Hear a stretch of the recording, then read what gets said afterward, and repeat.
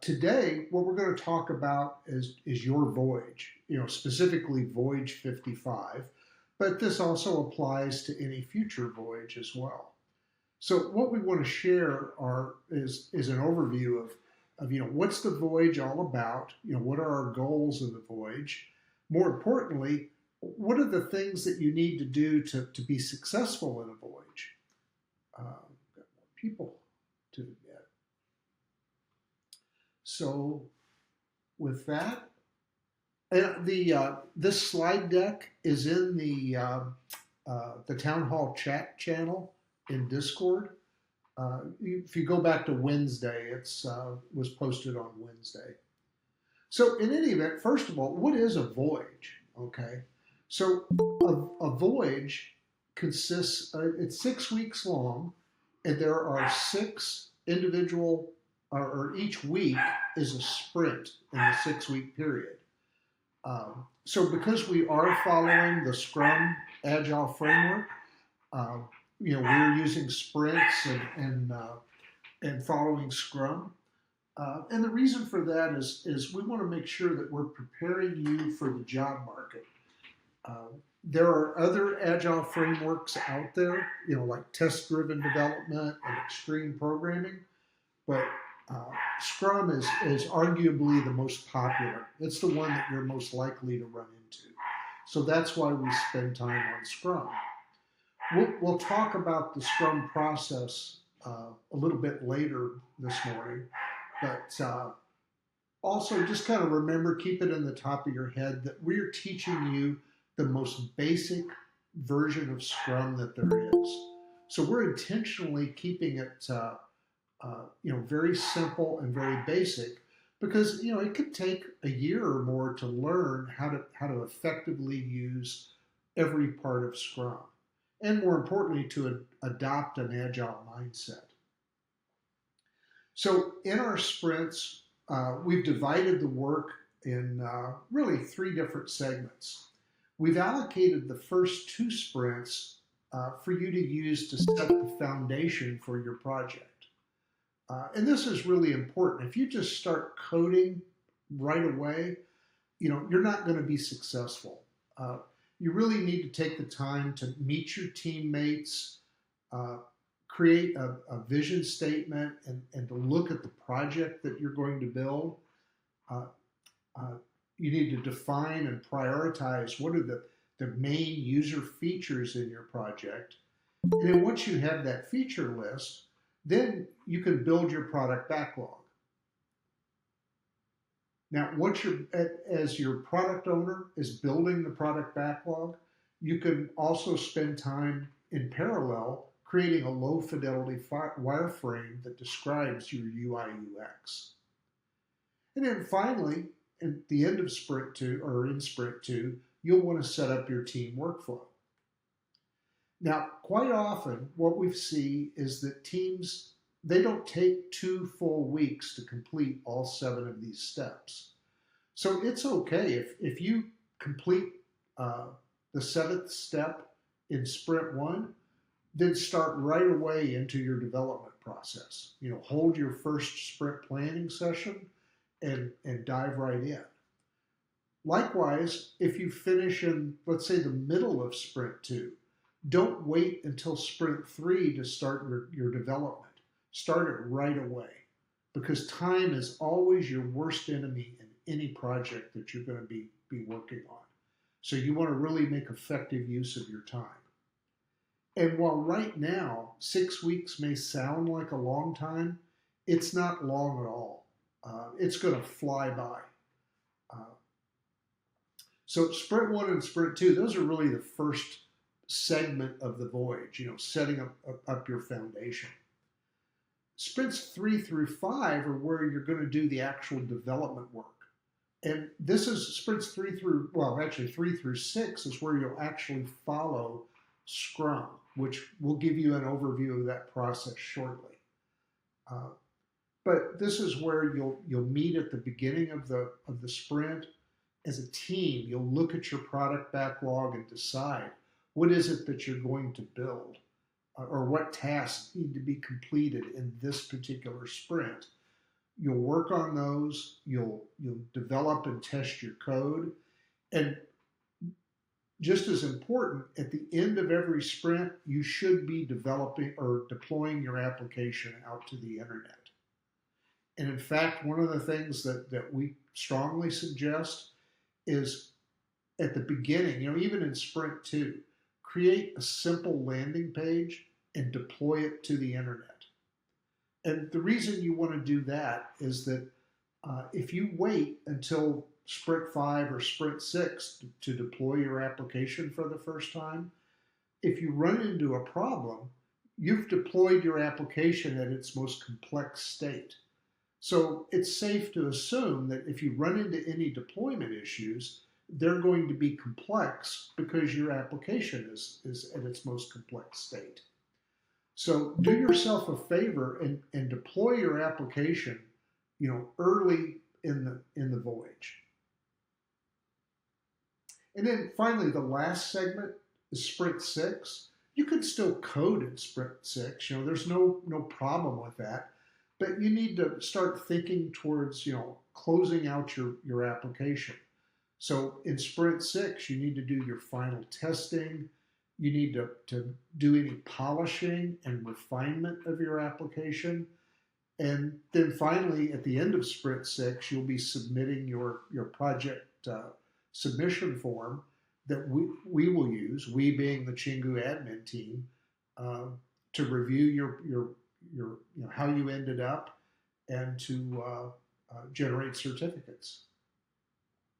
So that's an overview of just a high-level overview of sprints and the major tasks in each of the sprints. So before we continue on, I want to open up, see if there's any questions.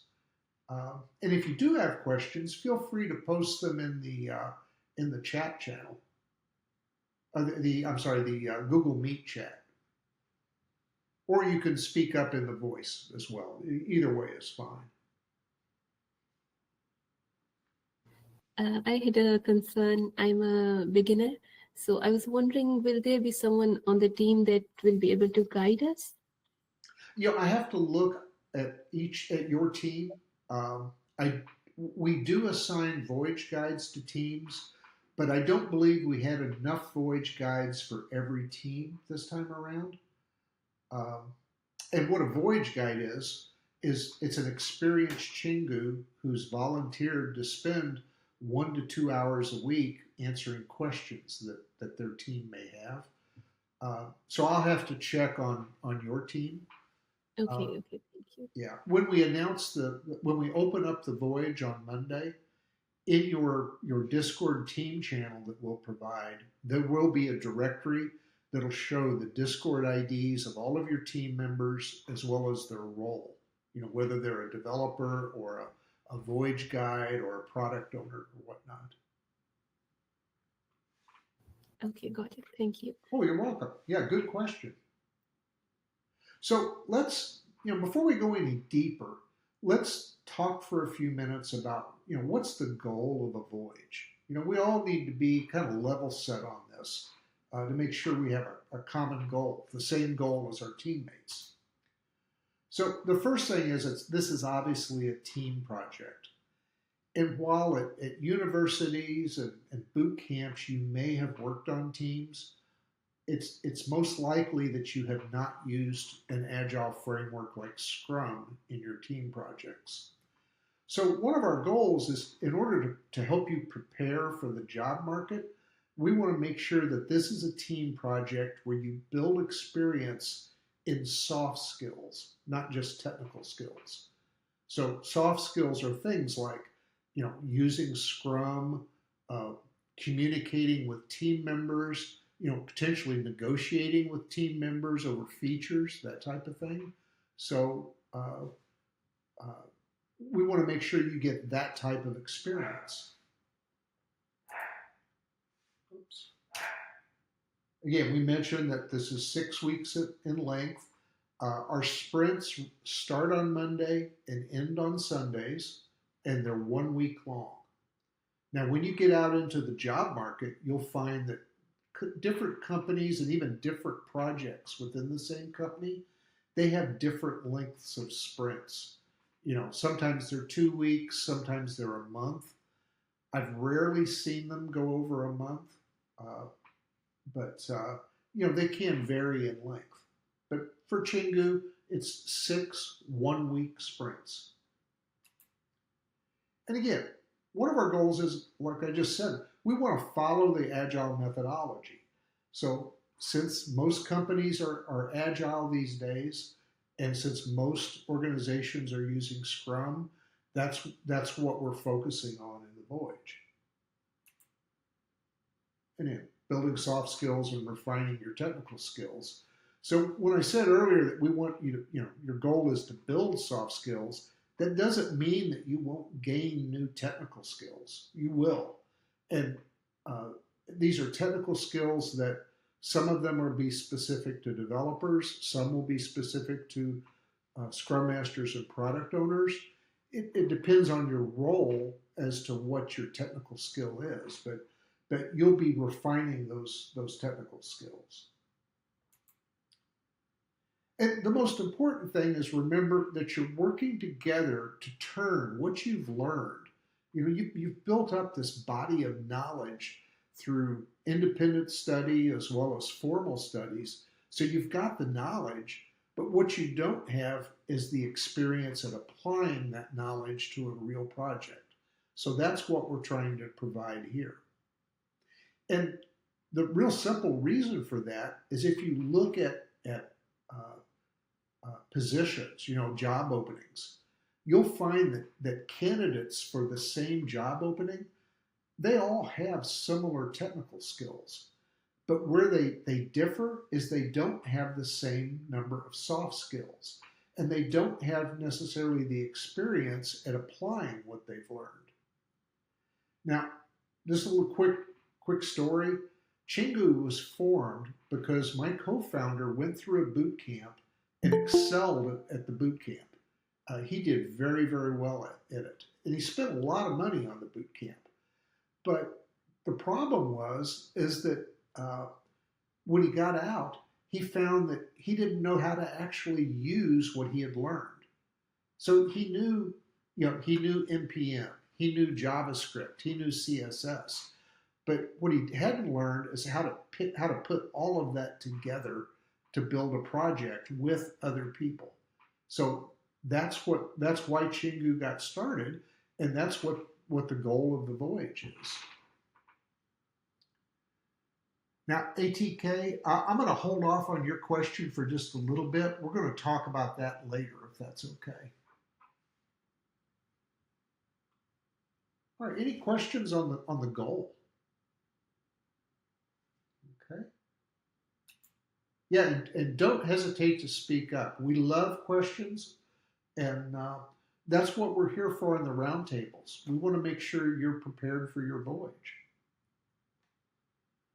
So let's talk about what projects you will build. So if you're a Tier 1 or a Tier 2 Chingu, we will provide you with the specifications for the application that you need to create. So you don't have a choice here. You can't define or choose your own project. You have to build the one that we provide. And let's look real quick. Let's switch over and I'll show you what those project specifications look like.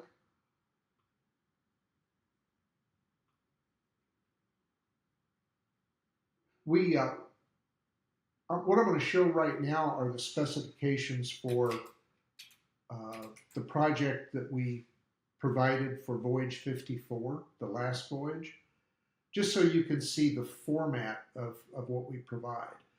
We won't announce or provide you with the specifications for the Voyage 55 project until Monday. And that's because in the past, when we pre-announced the project, we found that some people, rather than waiting and working in a team, they started working on the project on their own as an individual developer. And that's not what we're after. We're after teamwork here. So we'll provide you with an overview of what is it that you're being asked to build, and what's the reason? What's the benefit that you're going to get from this application? And we'll give you an overview, um, as well as some general instructions, things like, we don't provide specifications for your UI UX. We want every team to have the complete freedom to design their own UI UX. But then once we get down into the actual requirements and specs, there are things like, we do not want you to generate code with an AI.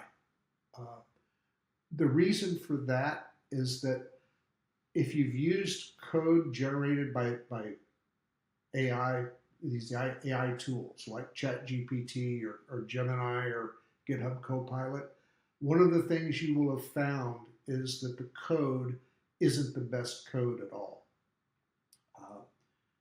And so Chingu is actually, we're pivoting our part of our direction. Every Voyage project we provide since Voyage 54 has an AI component, but we don't want to we want you to leverage AI in your application rather than using AI to generate the code. Because if you don't understand the fundamentals of your programming language and your front-end frameworks and your databases and whatnot, when you get out in the job market, you won't be ready to be able to analyze AI-generated code to say, is it good or is it bad? Or how do I modify it to improve it? You have to understand the technology basics and the foundation of the technology to be able to do that. And that's an absolute requirement. That's something we're seeing. You'll hear a lot, you'll read a lot about vibe coding, which says, oh, just use AI and generate the code and use it. Don't worry about it, if it's good code or not. And that's bad. Companies are finding that that's really a bad approach. And so what they're looking for are people that understand the fundamentals of the technology, so they can then determine, or so they can better use, I should say, AI to generate code. So that's why we don't want you to use AI code generators. Again, styling, we don't provide a lot of direction because we want you to have be able to use your own creativity. And it's really interesting in Voyages to see how different teams come up with different approaches. And they're all valid approaches, and they're actually exceptional in many cases, but it's a different UI UX, and that's okay. So you'll see, we don't we provide a little mock-up of a screen, but we don't give you a lot of details on the styling. And then there's just different requirements, as you can see. We tell you what result is expected, and then we give you a set of stretch goals. And if you get those basic requirements implemented, then you can expand your application using these stretch goals or enhance it in any way that you and your team think is appropriate. And when we provide you your team channel on Monday, there will be a link to the Voyage 55 project. Again, this is the Voyage 54 project. So it's one we're not using right now. They're not using for Voyage 55.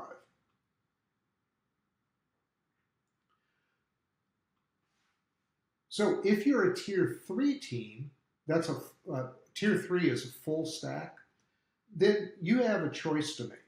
Your team could decide to use the project that we provide the specifications for, or you could decide that you want to build your own project.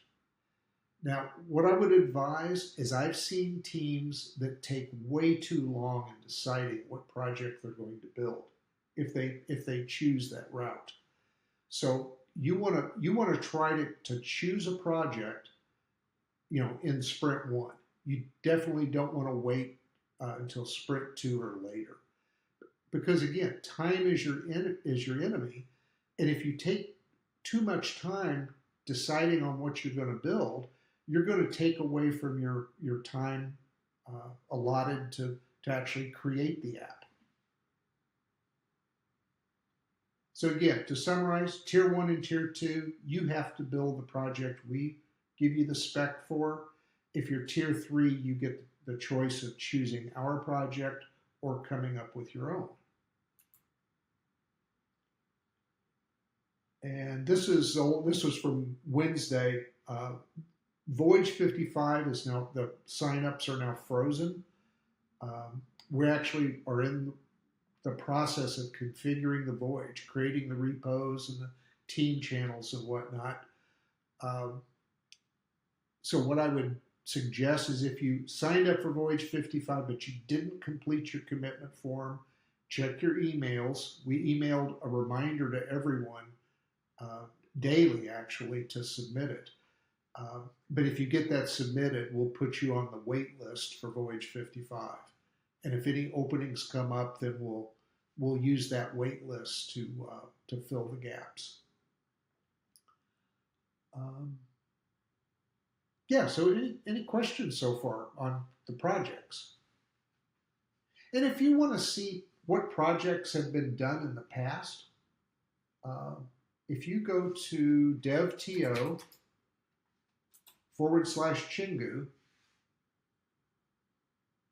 Cheryl, not Corey, produces an article at the end of each voyage that showcases, what the different teams have built. So the Voyage 54 one is still being worked on, but you can see for Voyage 53, this is what the teams built.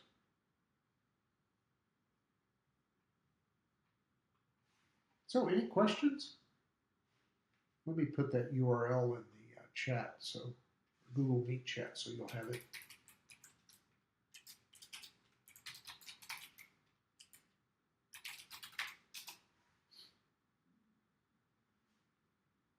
Yeah, what Andre said about AI is 100%. He and I are in total agreement on this. All right, let's move on then. Again, if you have any questions, please stop me. That's what we're here for.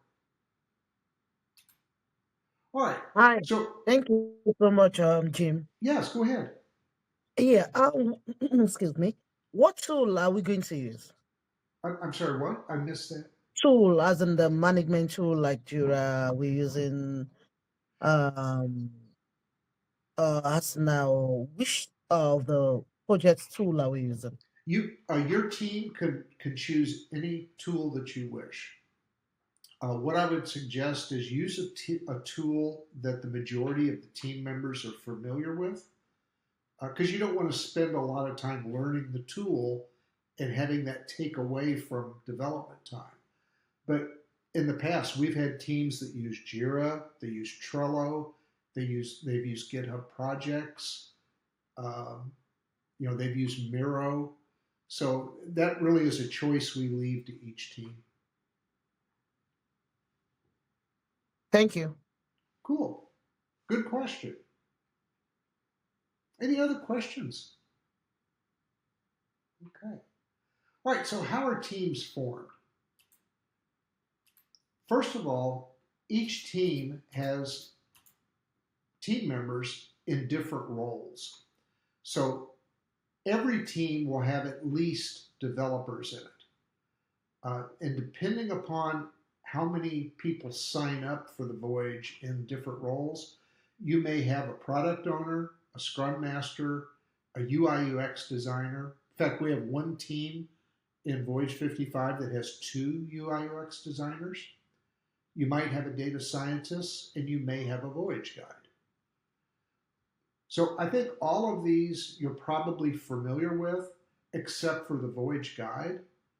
And again, that is an experienced Chingu who's been through multiple voyages, has successfully been through multiple voyages, and has volunteered to spend 1 to 2 hours a week to answer any questions your team may have. Now, we expect that you don't go to them with every question. Teams should try to answer their own questions, But if you've hit a problem or you've got a question, you found that you're spending hours on it and you're not making progress, that's a good time to reach out to your Voyage guide. Now, Voyage guides are passive members of the Voyage. They have access to your team channel, but to get their attention, you'll have to message them in your team channel. So if I'm in your team, you'd have to say, if I'm your Voyage guide, you'd have to @sign, JD Medlock to get my attention. The other thing we've done is we've advised our Voyage guides, don't just give the answer. When a team asks you a question, show them how to find the answer. We think that's going to be more valuable to you, because that is a skill in and of itself. How to find and resolve problems and questions. So we want them to show you how they found the answer, not just to provide the answer. Oh yeah, Cheryl is right. We removed the data scientist role. I forgot about that. Oh, and we don't have a team with 2 UIX anymore. Okay. So we're still doing a little shuffling in the teams. Yeah, one other thing while we're talking about questions and problems, a lot of times I've seen Chingus who they will ask a question like, oh, my code isn't working, or my code is failing, how do I fix it? Well, that's not a question that's actionable. So there is this getting help section of the handbook that's on the landing page, and it basically discusses, how do you ask a good question? And it gives you an example of what's a bad question and what's a good question. So I would take a look at this, and when you do, if you do have to ask your Voyage guide or anyone else a question, or you're seeking help in a problem, you want to make sure that you provide them with the information they need so they can give you an answer, a good answer, one that's actionable.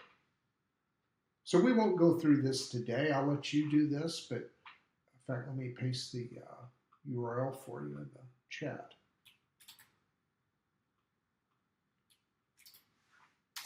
There we go. So you can take a look at this, and again, asking questions is a skill just like everything else that we do.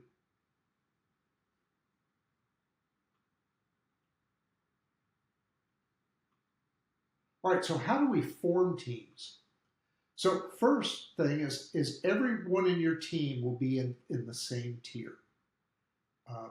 Now we sometimes move people from tier to tier, but before we do that, we always DM them. We review the situation with them and basically get their permission and agreement to move them. So there have been cases where we've had a tier 2 team that needed additional team members, and we've reached out to like a tier 3 person and asked them if they would mind helping out. But you can guarantee for most teams, the vast majority of the teams, everyone's in the same tier. And the reason we do that is we've found that having people from different tiers mixed into teams, it just raises the imposter syndrome for everyone. It increases it. The next thing is we try to form teams that are no more than 3 time zones apart, where every team member is within 3 time zones of every other team member. And that helps when you're trying to coordinate meetings. It gets very difficult to schedule a meeting when you're 5 time zones apart. Now, the one exception to this is in the Far East, and Australia and Vietnam and Indonesia. We don't have as many Chingus as we do in Europe and Africa and North and South America. So you will find that if you're in the Far East, that you may be on a team where people are more than 3 time zones apart. And the only reason we do that is we feel that it's important to give you the opportunity to participate in the voyage. That while it's difficult to work around time zone differences, it's better to have the chance to work in a voyage and deal with that problem than it is to have to wait until the next voyage to see if there are enough people in your time zone to form a team. The other thing we match on is technical preference. You know, if you signed up and you said, I'm a Python, I use the Python language, you know, we try to form or place you into a Python team. And if you've done that and there's an issue, you know, we'll reach out to you. In fact, later today, we're going to do an emailing to let everyone who signed up for Voyage 55 know, were we able to find a team for you or were we not? If we weren't able to find a team for you, you automatically go on the wait list. And if there are openings that come up in Voyage 55 through, you know, the beginning to the middle of Sprint 3, we'll reach out to you to place you in Voyage 55.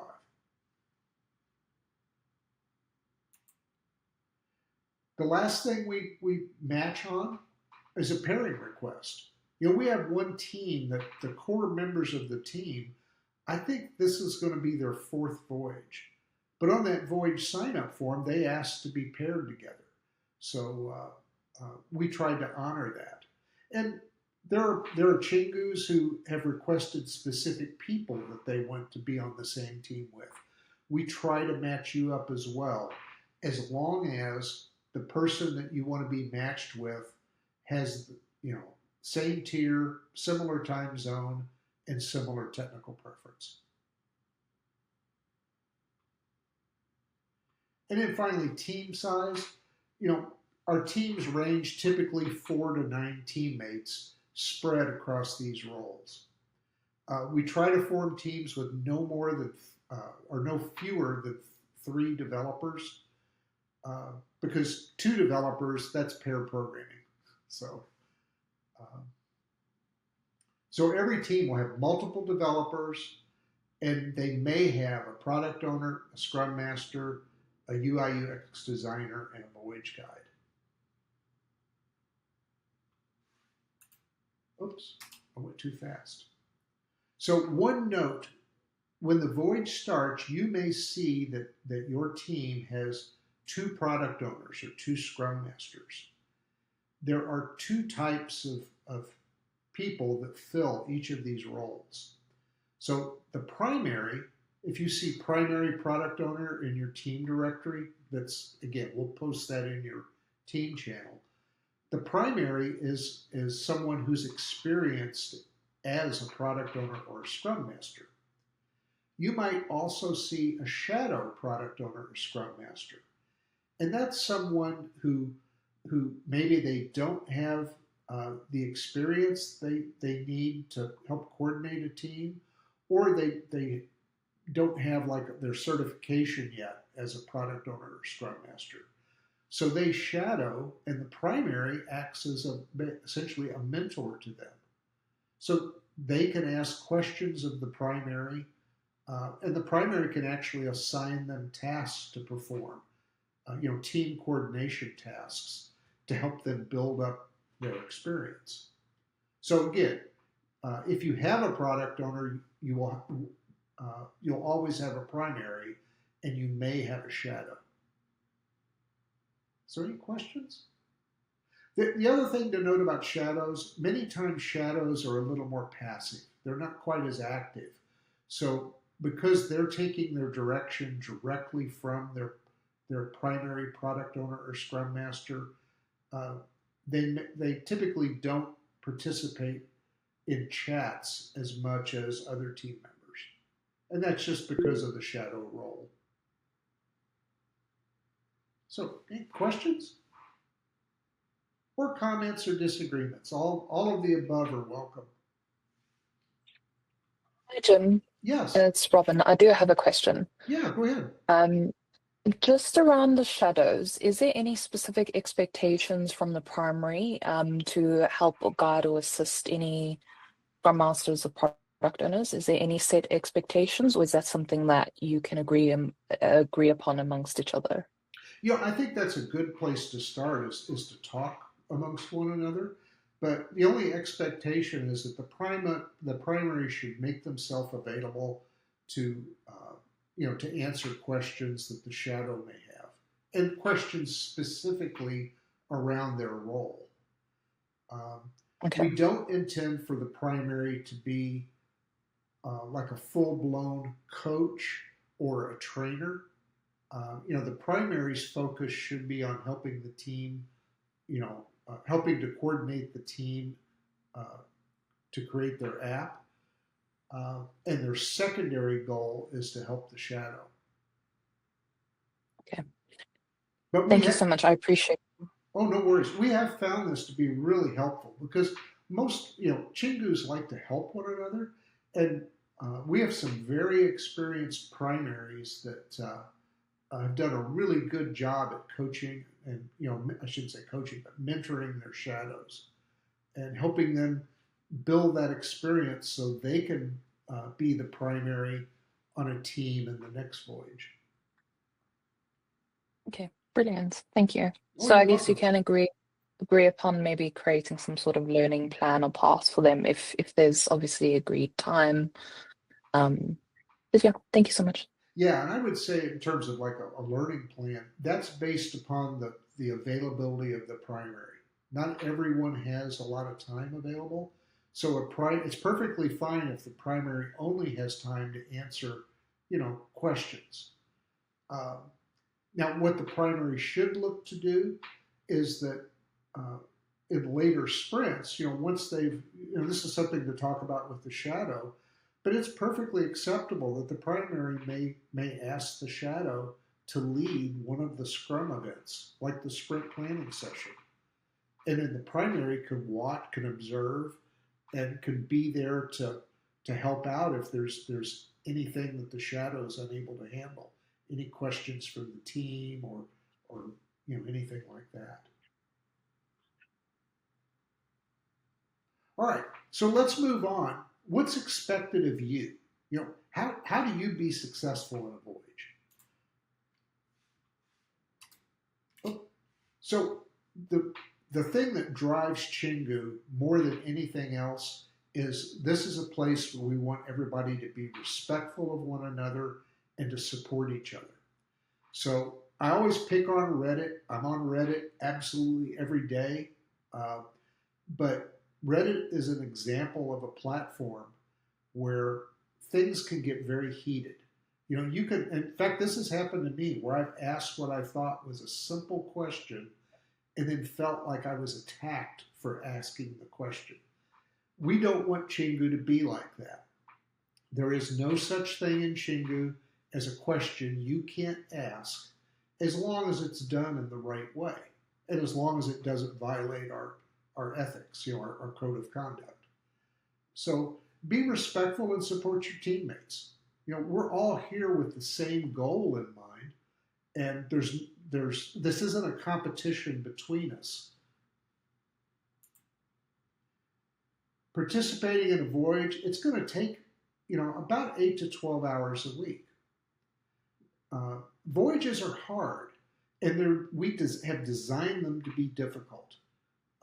Because as hard as a voyage is, it's going to be 10 times harder out in the workplace when you get a real job. When you get your real developer job or Scrum Master job or UI UX job, you're going to look back at your voyage and think, wow, that was easy. So we're trying to, again, help prepare you for the job market. Now, we also understand, even though we say, 8 to 12 hours a week, we understand that there are things that are going to come up in your life that are going to make it impossible for you to devote 8 hours every single week. So the important thing to keep in mind isn't that, oh, I'm not able to work 8 hours this week. The important thing is to, number one, let your team know what your availability is. Don't ghost them.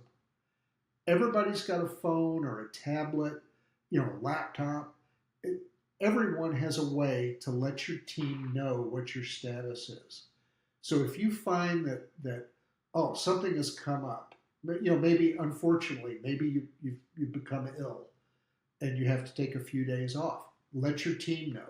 That only takes literally a minute to type your status into your team channel.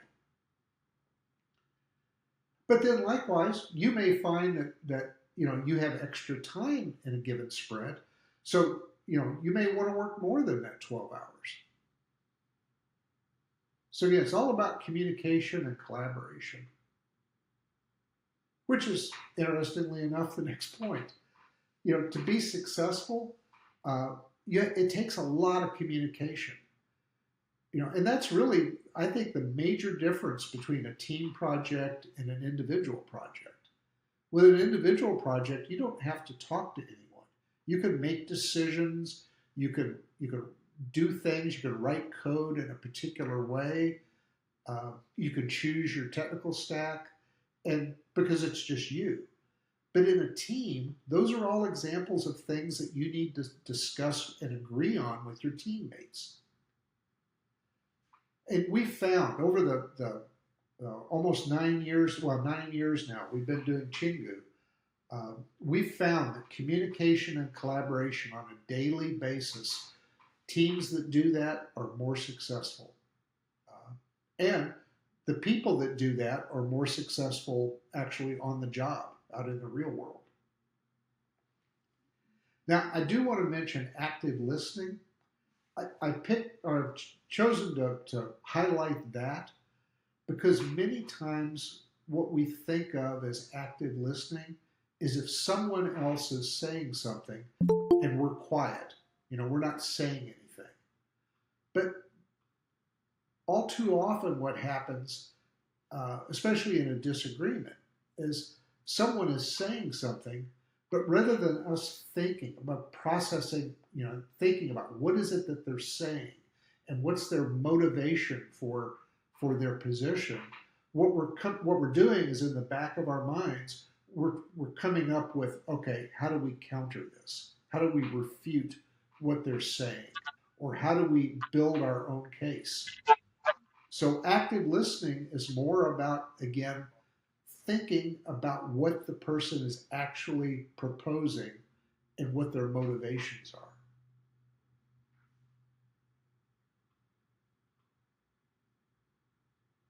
Again, Scrum has certain events. Events are essentially meetings. There are 3 of them, which we'll cover shortly in detail, but you need to attend the weekly sprint planning session. And as a team, you should schedule this as early in the sprint as possible. And again, you do that so you're not wasting time. If you can schedule that weekly sprint planning meeting to be on Monday of every sprint, that's perfect. That's exactly where you want to be. But it's important that as a team member, you attend the meetings. And again, if you can't attend for some reason, you need to let your team know. Now, the other thing teams should do, and especially this is something for product owners that they need to do, set an agenda for the meetings and also take notes and share them with everyone on the team after the meeting is done. So the notes don't have to be detailed. It doesn't have to be Robin said this and Andres said this and Jim said this. Really, it should be a summary of are there any major issues that were discussed and what are the decisions? Okay. And I can tell you from experience, I've done this, I've made this mistake multiple times, been in a meeting, I've been the leader of the meeting, not taken good notes, and then 2 days later, everyone in the meeting has a different view about what was decided. None of us can agree. So what we have to do is we have to meet again to come up with a common decision. And so that's the advantage of taking some brief notes and sharing them. That way everybody knows what was decided and they can all operate from that starting point. So every Sunday, starting at the end of Sprint 1, we will email all team members a weekly check-in form. And this is really important to us, the Chingu admin team, but it's also important to you. This is where you get to tell us individually how you think you're doing and how your team is doing. It's not uncommon to have someone on a team, one person say, I'm in red status. We're in danger of not completing the project. And someone else report green status. And so that's an example of something we use we identify that to try to then reach out to the team to say, hey, there may be a communication issue here if there's that much of a difference of opinion about your progress. The other thing that you could report on your check-in, and this goes back to your question, ATK, you should tell us. There's a spot on the form. If someone is ghosting the team or there's some issue, let's say a person is not being respectful, they're violating our code of conduct, our code of conduct, that's a place where you can tell us that. You can always open up a support ticket for something like that, but you can also tell us on the weekly check-in form. And that's where we'll step in to try to help with that, try to resolve that. Now, we do hold the check-in forms confidential.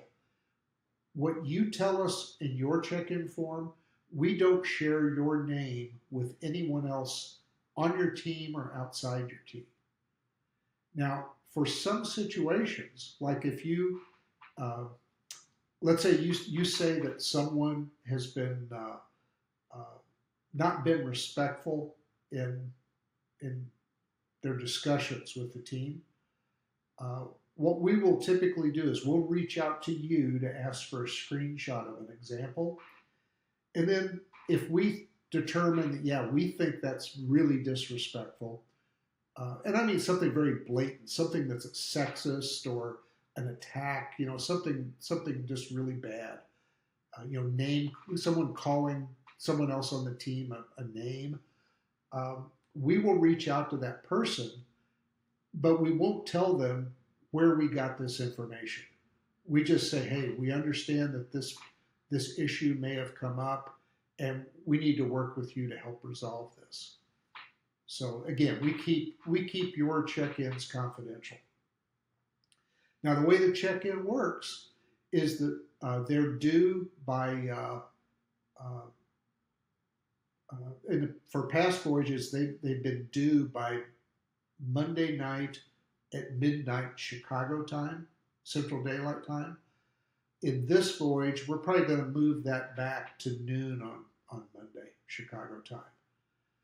But once those check-ins, that deadline is passed, we reach out through a Discord DM to everyone that submitted a check-in, and we try to tailor some advice based upon what you've told us in your check-in. And then on Tuesday, we do an email to everyone who submitted a check-in with some general advice. So and that general advice will be based on what sprint are you in, and did you report your status as red, yellow, or green?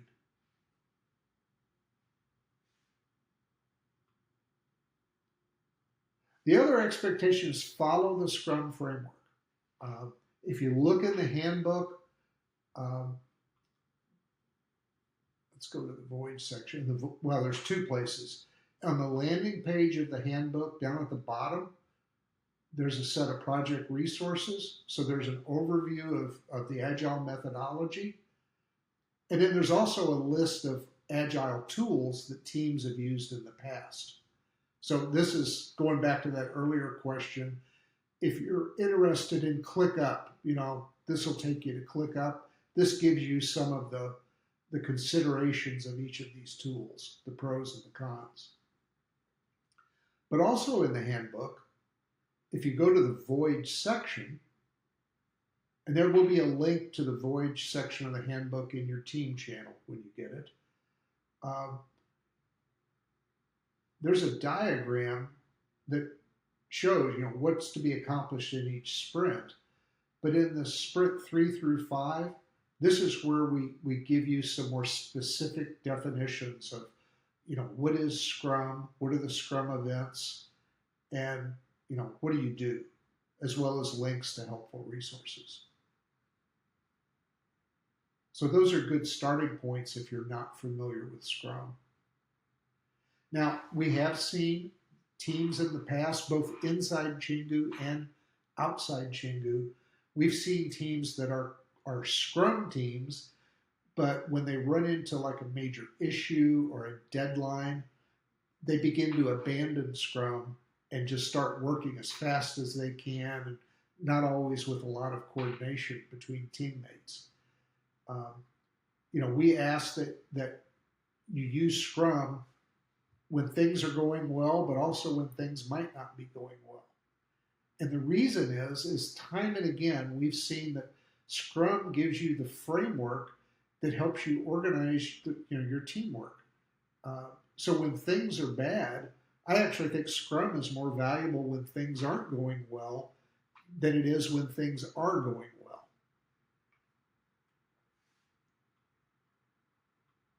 Yeah, and there's some details here. We'll talk about Scrum in a little more detail in another slide or two. Now, if you're interested, another thing that's good to look at, and this is in the slide deck that's posted in the Town Hall chat channel. There's a PDF version that's clickable. If you click on this will take you to the Scrum values. So Scrum values are something that you don't have to memorize, but you should understand. Scrum is based on certain assumptions and a certain foundation. So these are the Scrum values. So this is like your flashlight. If you're trying to follow a path in the dark, these are the items that will help light up the path for you.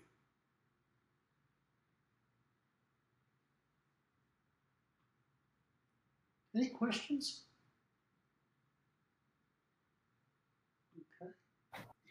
The handbook that you are sharing from on GitHub. Yes. Can you show me how? I think when I find a certain topic, I can't go back to it. I can't find it again. How do I navigate through this handbook? So you should be able to use the back button in your browser, and that'll take you to the prior screen. So let's try it. Maybe. Yeah, like I was at the, let's go to Agile Tools.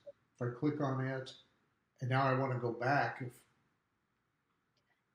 just going to the back button will take you there. Right. But if I had seen it a few days ago, then I'm like unable to find it. I can see, like it says assets, and then a certain like folders are there. So if you can explain that, how it works. For example, the page that you're on right now, I can't find that. How would I find that? Oh, this is the landing page. Okay, so this is the main page of the handbook. There are two ways. In the Google Meet chat, I'll do one. If you type !handbook, and let me do it in the Town Hall chat channel, and then you can see it for real. Here we go.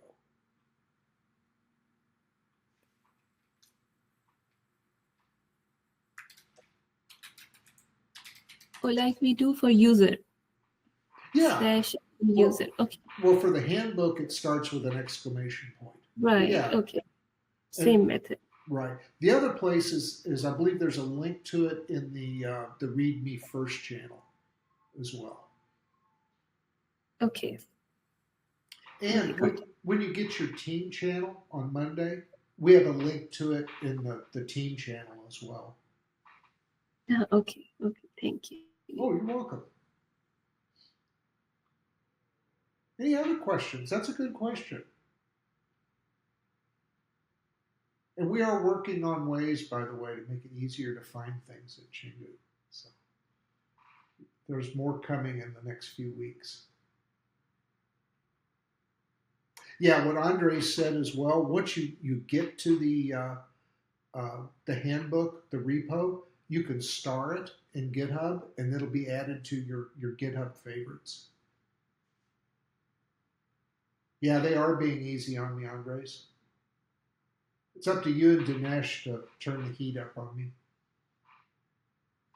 All right, let's do a quick overview of the Scrum framework. So this is what you're going to be following once you start coding. So, and typically that's sprint 3. Again, for some teams it might be sprint 2, but the output of those foundational steps, the major output is going to be a product backlog. So this is something that you'll build in like Jira or GitHub projects or whatever. It's a list of all of the tasks that need to be accomplished or completed in order to build your application. So in sprint 1, you and your team will sit down, you'll come up with a list of features, user-facing features that you want your application to have. Your product owner will do this if you have a product owner. If you don't have a product owner, your team will have to do this. But you'll translate those features into the actual technical tasks that you need to complete. Things like, we have to build a landing page. Maybe you need a profile page. Maybe you need a logon feature. If you're a tier 3 team and you have a backend, you might have a database. So you'll have tasks in there for, we have to define the schema. We have to create the database. We have to define and load test data. Things like that. So then at the beginning of each sprint, what you'll do is you'll look at this product backlog, which are all the tasks required to reach your minimum viable product, your MVP. What you'll do is you'll look at these and you'll pick out what are the ones that absolutely have to be done in this sprint. And you'll add those to what's called a sprint backlog. So what this does is rather than having to worry about all the tasks in the backlog, basically what you're doing is you're setting this up so that you and your team can focus on just what needs to be done now. So you'll decide on this in the sprint planning meeting. And then once the sprint planning meeting is, let me back up. I should say, once you've decided what tasks need to be completed, then everyone on the team should volunteer to do one or more of those tasks. And it's a good idea for team members to do just an initial estimate. When do I think that I'll be able to complete this? Or maybe a better question is, do I think I can complete this in a single sprint? It's entirely possible that when you create the backlog, you may have an item like, create the profile page. But when you get into your sprint planning meeting and the developers are looking at it, they're going to realize, well, wait a minute. This is more than a single task. First of all, the profile page, it's going to have some type of data store. Where are we going to keep the profile information? Will it be in a database, or cookies, or a JSON file? Where's it at? So that's one task, to define the data. The other piece is that a profile page has really 3 functions: add a profile, modify a profile, and delete a profile. Well, those might be large enough tasks that those should be 3 separate work items. So you may find that one work item now turns into 4. So this is where your product owner and Scrum Master can help. When you identify that, then you'll need to separate that single task you started with into 4 individual tasks in the backlog, and then decide, okay, can we do all 4 in this particular sprint? If you can, great. If you can't, then some of those may go back in the backlog. Maybe in this sprint we're going to do just the database work, and maybe an API calls or routes in our back end to support it. We'll do that in the current sprint, and maybe the next sprint is when we'll write the front end code. So once everyone is, you've got your sprint backlog, the sprint planning meeting is over. Now everyone could go work on their task. When you've completed coding and unit testing your code that you've written as a developer, what you'll do at that point is you'll want to push your working branch up into GitHub and create what's called a PR, a pull request. You're going to want to merge your changes into, typically it's the development branch. It's a common branch shared across the team, and that's where you do integration testing. And we'll talk more about this in detail in another roundtable, but you'll PR there, you'll do integration testing, and then finally you'll do a PR from your development branch into your main branch. And the main branch is where you'll deploy to your production internet server, your internet host. And you should be doing that. You should be deploying your code at the end, at least at the end of every sprint. Now, there are two other meetings that can happen in Scrum. There's a sprint review meeting, and out on the job in the workplace, the sprint review meeting is where the development team meets with the end users, shows them the application changes they've done, and they get immediate user feedback. And that's obviously really important because you get that really fast feedback before you start the next sprint. So if something needs to be corrected or changed, you can factor that into the next sprint right away. But at Chingu, we don't have real end users. So your team needs to play the role of the end user. You should be looking at what you've created in this sprint through the eyes of an end user. So my advice is at the sprint review, it shouldn't be about technology. It should be really totally about user functionality.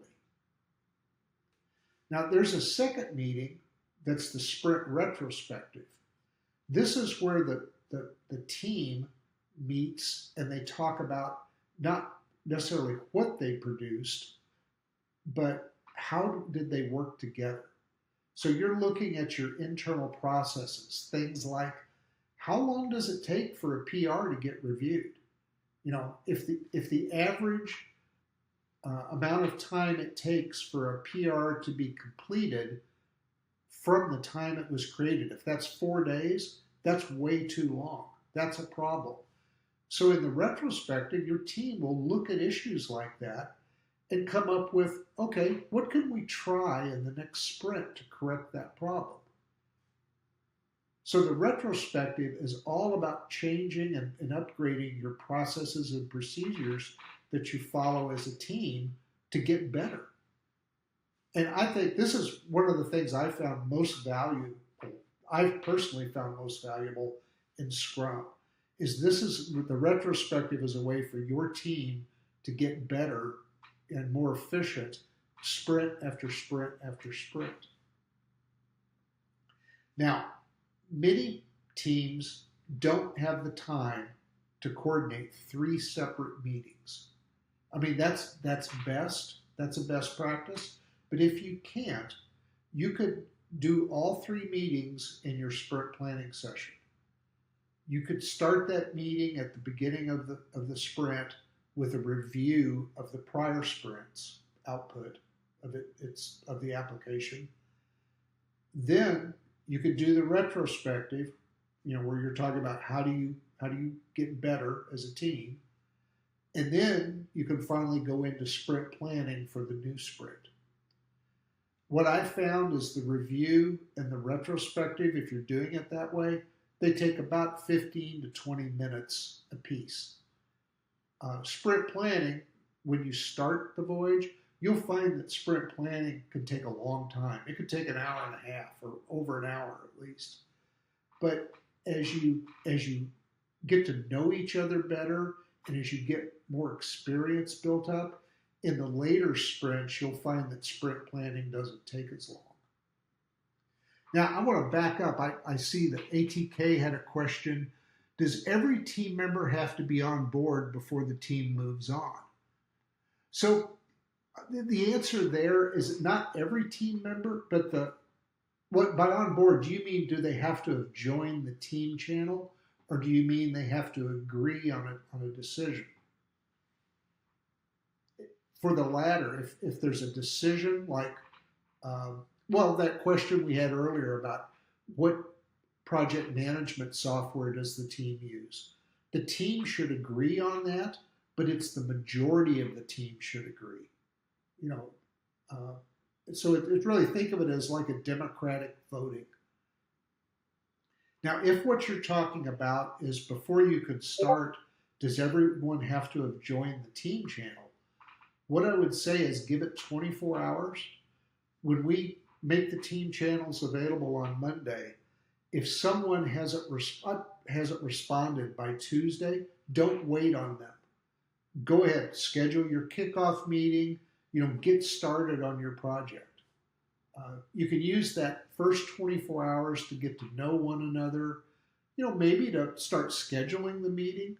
But if someone's not present after 24 hours, don't wait on them. Now, the other thing that the Chingu admin team will do is on next Tuesday, after the voyage has been underway for 24 hours, we will look and see, okay, who hasn't posted a comment in their team channel.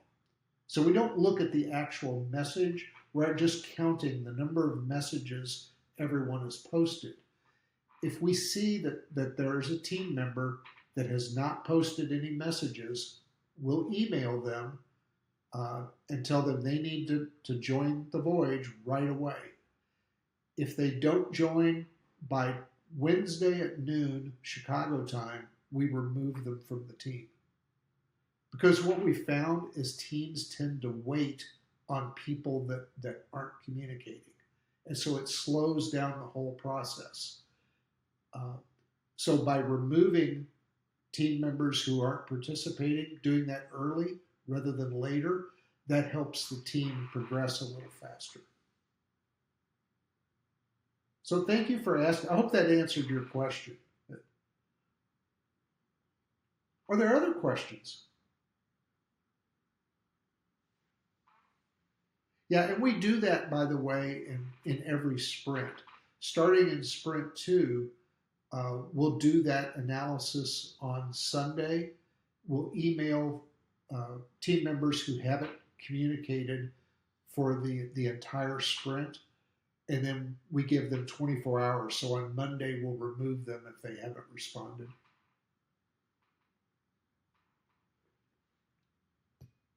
Cool. All right. You guys are easy on me today.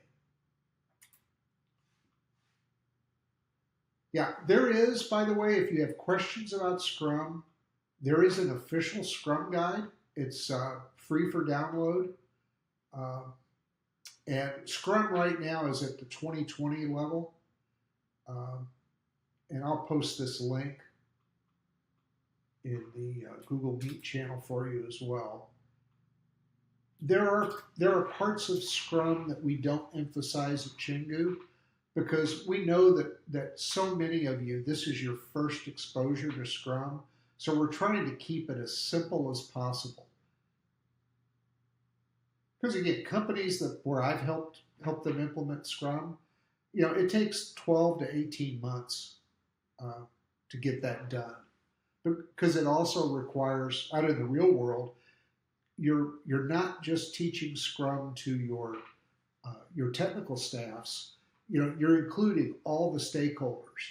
Management and end users and accounting.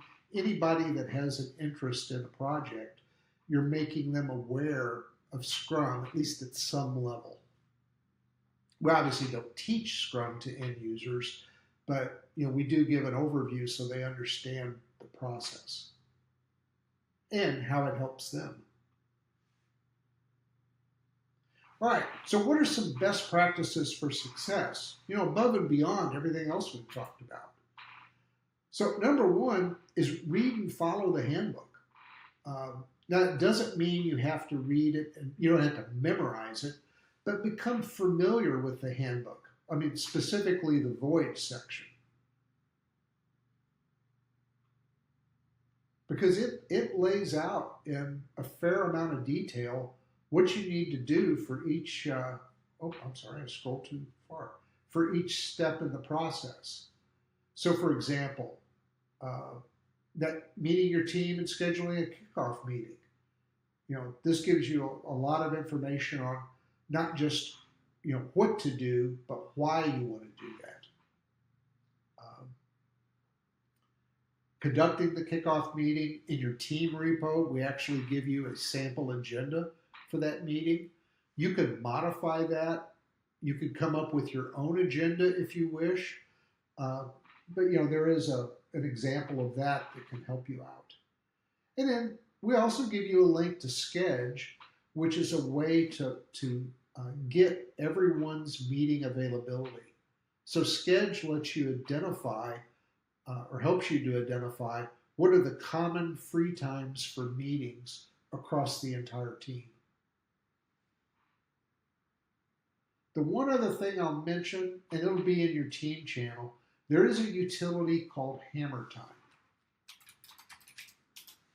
We use it for all of our announcements in Chingu. And what it does is it creates a string that when you paste it into a Discord message, it translates into the reader's local time zone. So if Robin is in London and I'm in St. Louis and I'm in GMT -5 and she's in, what would that be, GMT 0? If I post a time of noon in the message, it will translate to, what would that be, 7 a.m. her time. So it's a really convenient way so that people, they see the times. I'm sorry, you're right, 5 p.m. Thank you, Andres. They see the times in their local time zone, not the time zone of the person who posted the message.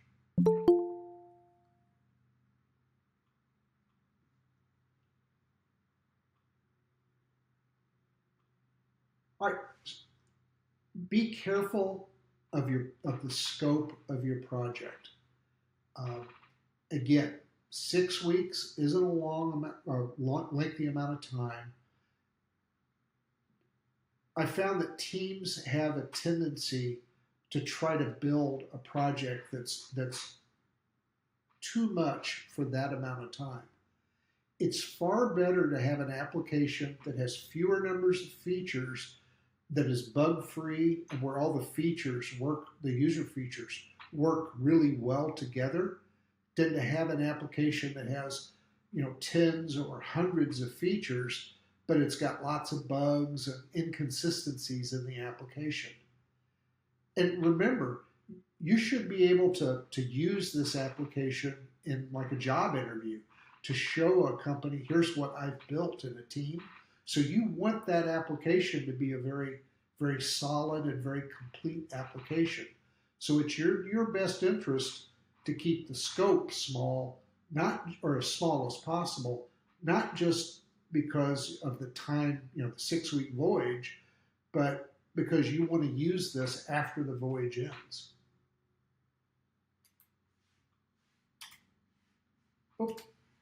Tied to that, don't overcommit.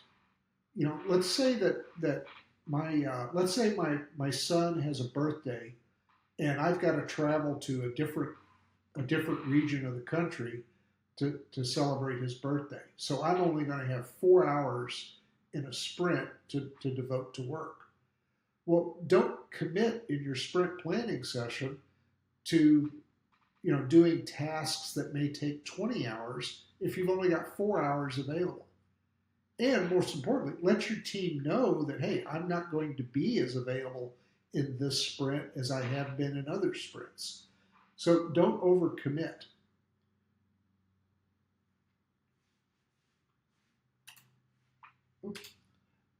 you should be posting your status daily in the team channels. And I'll post the command. There's a /standup command.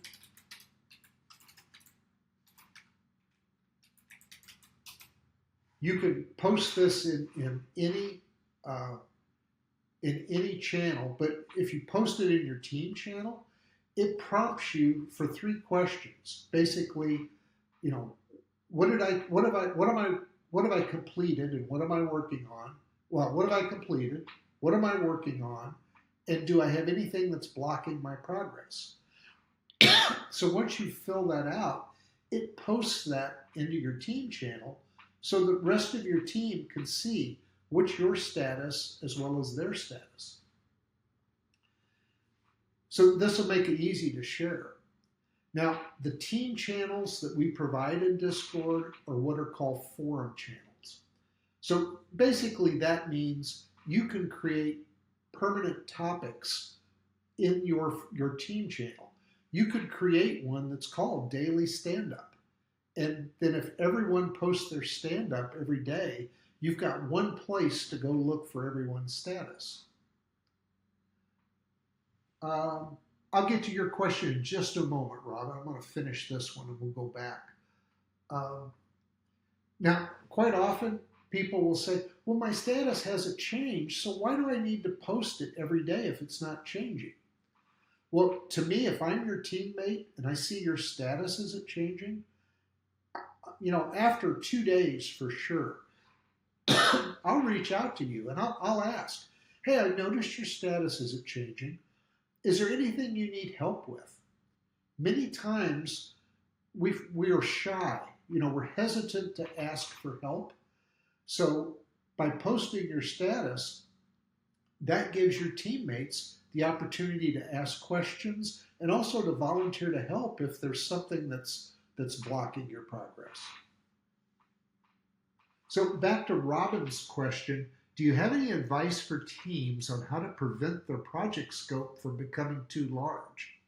Yeah, one thing I think is good is we used to call this backlog grooming. It's now the official term in Scrum is backlog refinement. But your backlog that you create is not a static document. It's not a static set of tasks. It changes in every sprint because you're going to learn things in later sprints that you didn't know when you created the backlog. So one of the things I advise is for every backlog item, assign one of 3 priorities to every work item. It's either a must-have, a should-have, or a nice-to-have. So when you initially create that backlog, if everything is a must-have, that's a danger signal. Okay, that says that there are probably things in there in your backlog, there are tasks that you really don't need to reach your MVP, your minimum viable product. So you can look at it once you create your backlog, look at the priorities and make sure that they're correct and they're adjusted. Now, in every sprint planning meeting, and of course, if you have a product owner, the product owner should be doing this independently, but review that backlog as well. Take a few minutes and look at things like some simple metrics, like how many must-have priority items are in the backlog and how many have we completed so far. So if you've got 100 must-have items in your backlog and it's sprint 3 and you've completed 5, pardon me, that's a good indication that, you know, your scope may be too large. So that'd be a good indicator to say, yeah, we need to look at our backlog and see if we can refine it. Yeah, and there are other methods like Moscow. Yeah, we don't really dictate what method you use. That's up to you. Thanks, I appreciate it. Makes perfect sense. Oh, perfect. Thank you. All right, let's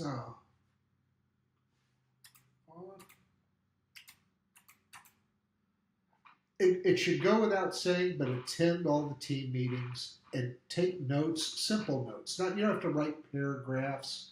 It doesn't have to be a word for word summary of the meeting, but summarize attend the meetings, and someone should be summarizing the major points and especially the decisions that came out of the meeting. And then again, share that in your team channel. Since it's a forum channel, I've seen some teams that create a meetings topic, and that's where they do the meeting scheduling and where they post the summaries of every meeting. And if you can't attend a team meeting, again, let your team know. Let them know in advance. This is another reason for checking your team channels daily. Quite often teams will run into some type of issue and they need to schedule a special meeting to discuss that issue. So coordinating that meeting, if someone's not checking the team channel frequently, it may take days to schedule that meeting, which is just a big waste of time. Again, what I would say in that case, if you need that type of special meeting or any type of special event, give your teammates a reasonable amount of time to respond, but don't wait on people that aren't responding. Adopt an agile mindset. So what does this mean? Again, agile is almost a philosophy. It's basically, agile is a methodology that says, number one, we're going to embrace change rather than resist change. We know that the requirements identified at the beginning of the project aren't the requirements that we're going to end up with because they change. We learn new things. Our users tell us new things.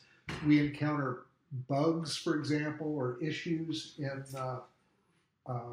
our development, and they're just things we learn along the way.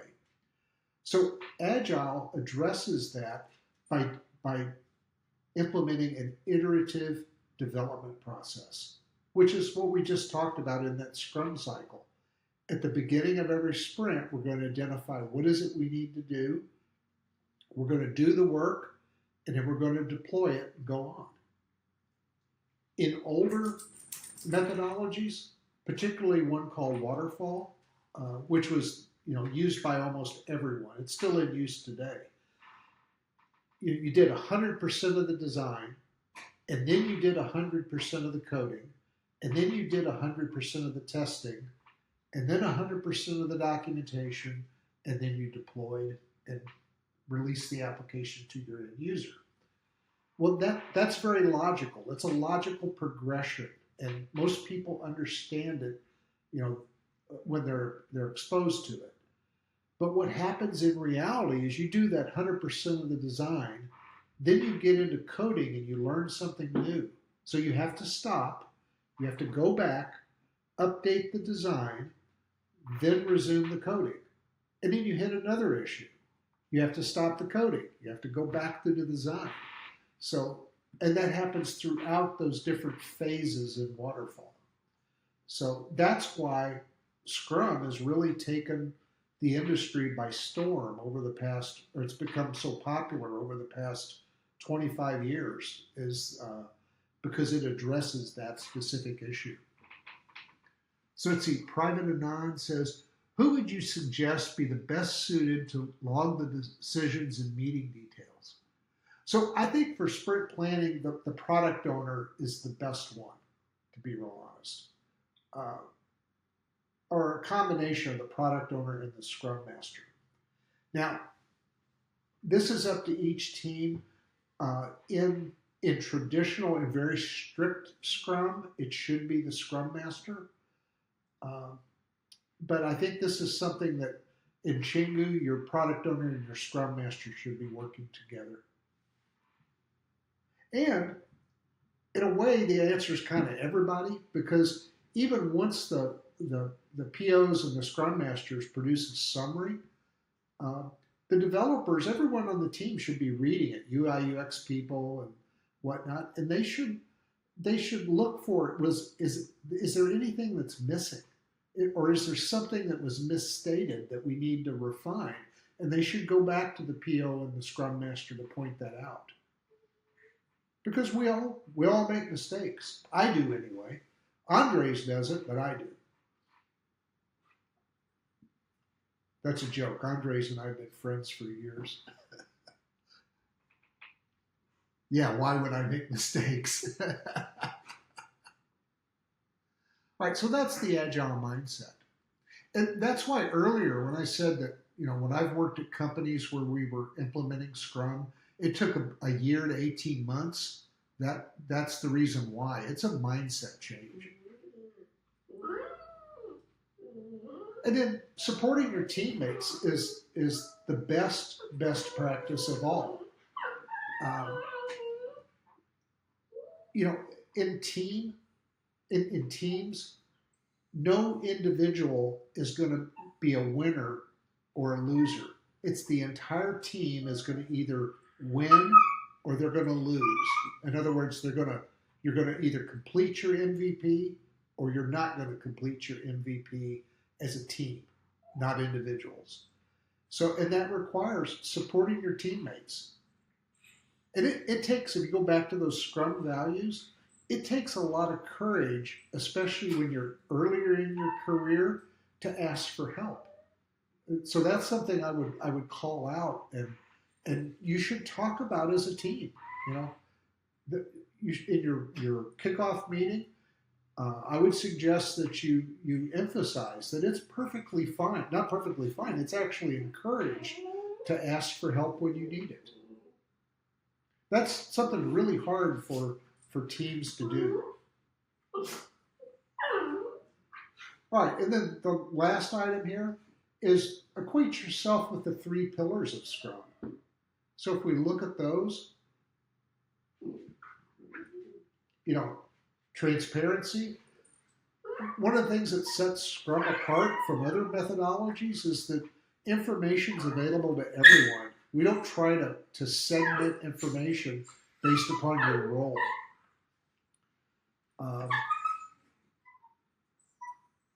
There's transparency. There's inspection. That we look at what we're doing. We constantly evaluate and review, not just what we've done, but how we're doing it. Pardon me, I have to corral my dogs. We review it so we can get better and so we can improve.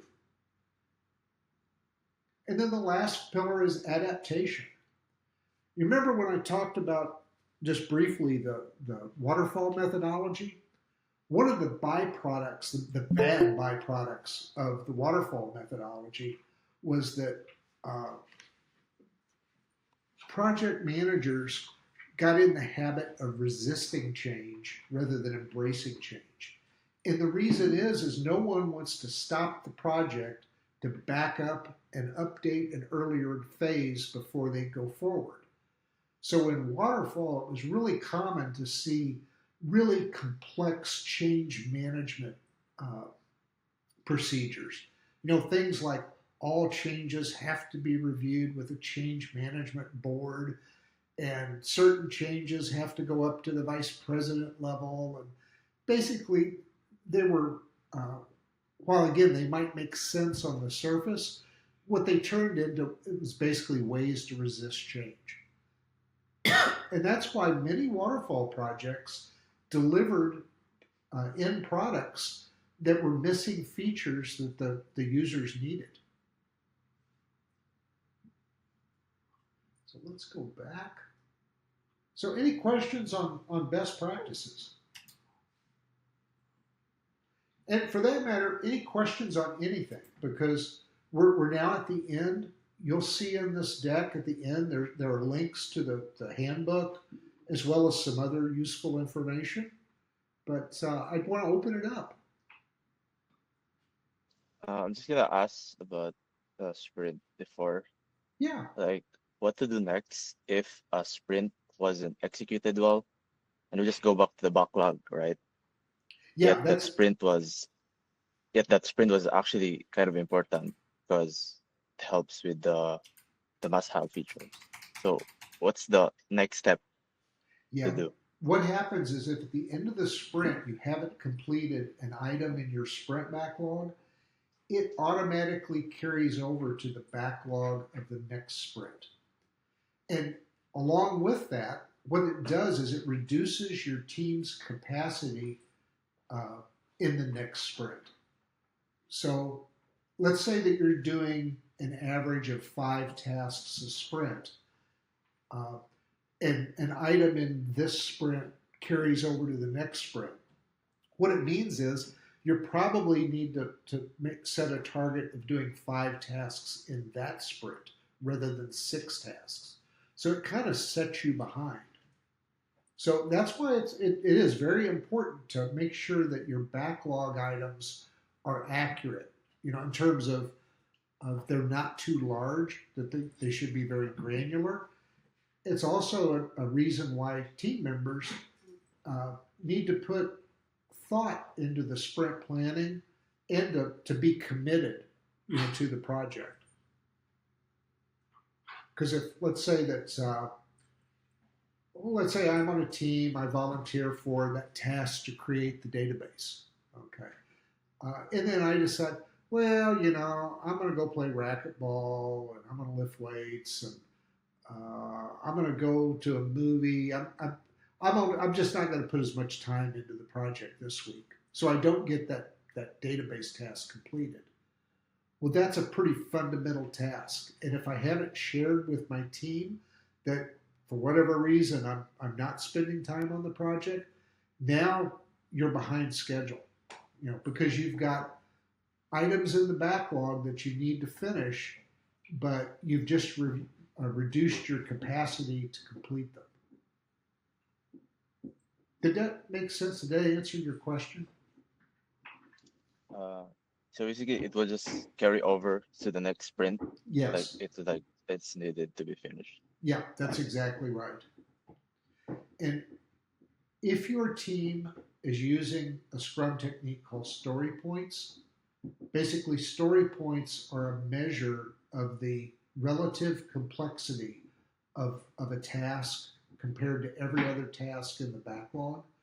If you're using story points, what you'll do is you'll calculate, well, what's the average number of story points my team has been able to complete in a given sprint.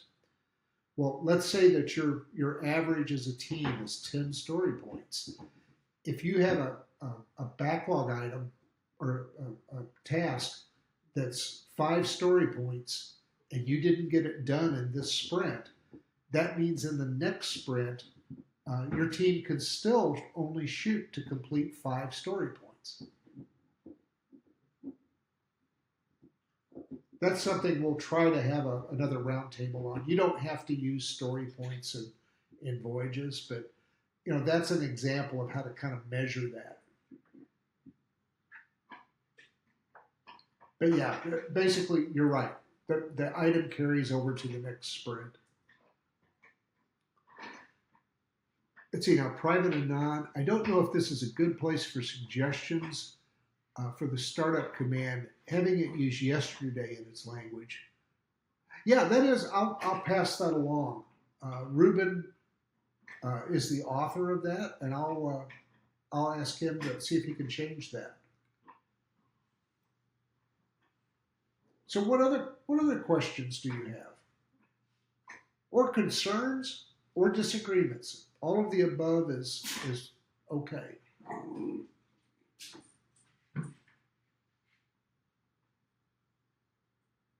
Okay. Well, if there's no questions, we have come to the end, and we'll start wrapping this up. Oh, go ahead. Yeah, go ahead, Private. I'll wait.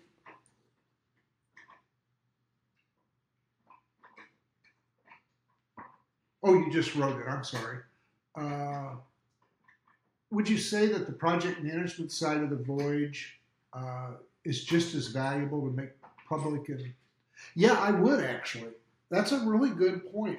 I hadn't thought about that, but that is valuable, especially if you're a product owner or a scrum master, pardon me, that's going to be a record of how you help the team. And I didn't mention it before, and I should have. The product backlog, the sprint backlog, again, based upon the three pillars of Scrum, remember one was transparency. That backlog is transparent. Everyone should be able to access it.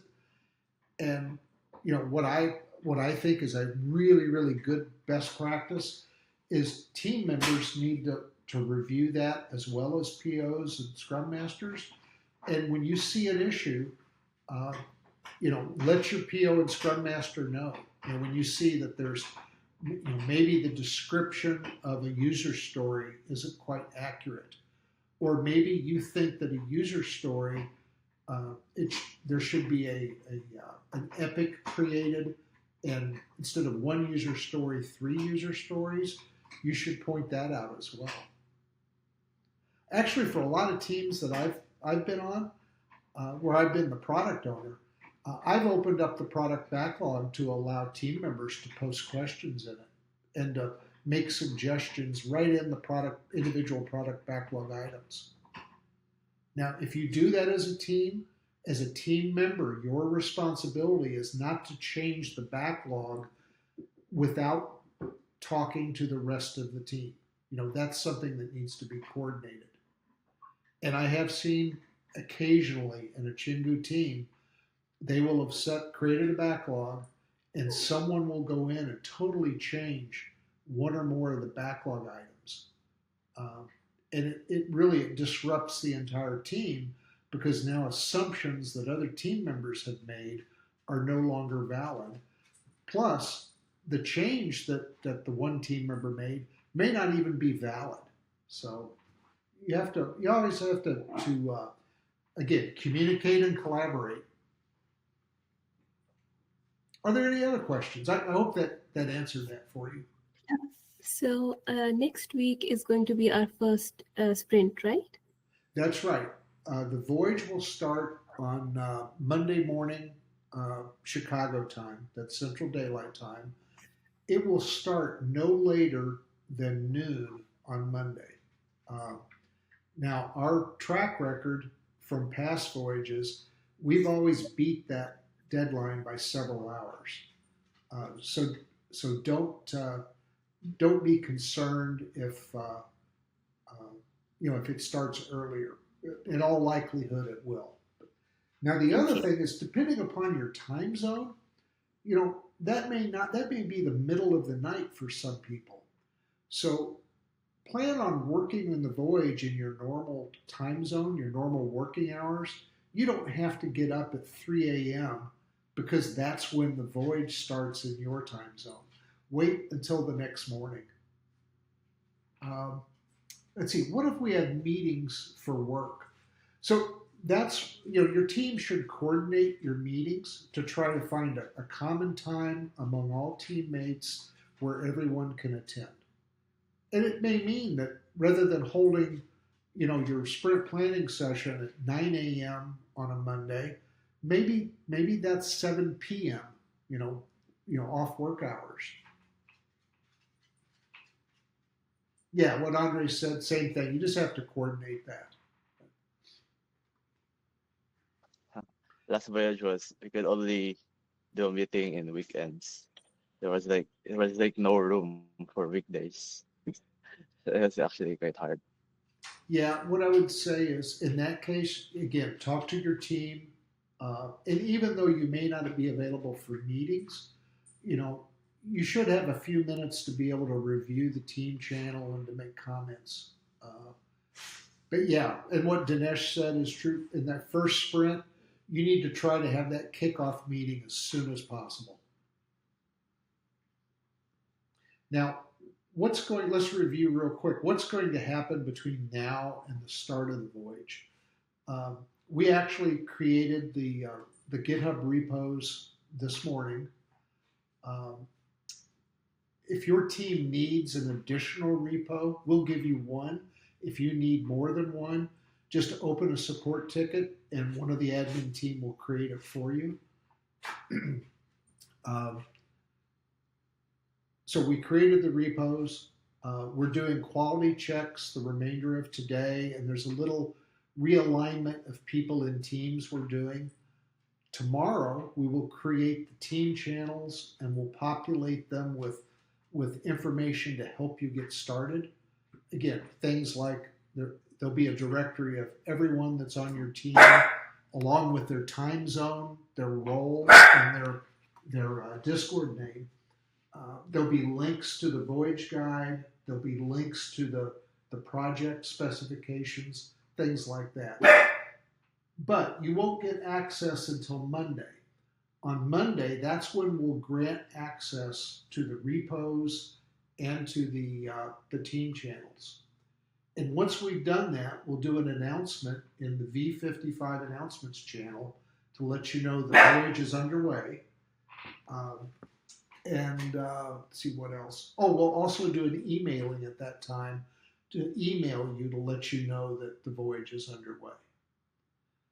Now, later today, we will also do an emailing to let everyone know if you've been placed, if we found a spot for you in Voyage 55, we'll send an email to let you know that, to confirm that. If we weren't able to do that or to find a spot, we'll also email you to let you know you've been placed on the wait list.